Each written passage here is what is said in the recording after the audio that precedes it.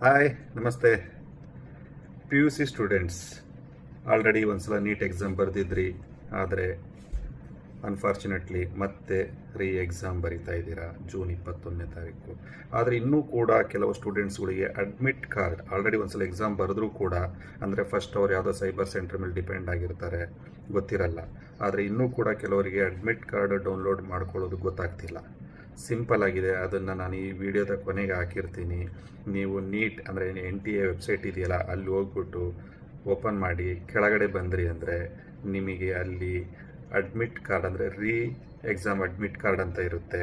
ಅಲ್ಲಿ ಕ್ಲಿಕ್ ಮಾಡಿದರೆ ನಿಮ್ಮ ಅಪ್ಲಿಕೇಶನ್ ನಂಬರ್, ಪಾಸ್ವರ್ಡ್ ಮತ್ತು ಸೆಕ್ಯೂರಿಟಿ ಪಿನ್ ಕೇಳುತ್ತೆ. ಅದು ಕೊಟ್ರಿ ಅಂದರೆ ಅದು ಓಪನ್ ಆಗುತ್ತೆ, ನೀವು ಅಲ್ಲಿ ಡೌನ್ಲೋಡ್ ಮಾಡ್ಕೋಬೋದು. ಕ್ಲಿಯರಾಗಿ ನೋಡಿರಿ. ನಿಮಗೆ ಏನಾದರೂ ಡೌನ್ಲೋಡ್ ಮಾಡ್ಕೊಳ್ಳೋದ್ರಲ್ಲಿ ಏನಾದರೂ ಕನ್ಫ್ಯೂಷನ್ ಇತ್ತು ಅಂದರೆ ನಮಗೆ ಕಾಂಟ್ಯಾಕ್ಟ್ ಮಾಡಿರಿ, ನಿಮ್ಗೆ ಹೆಲ್ಪ್ ಮಾಡ್ತೀವಿ. Thank you.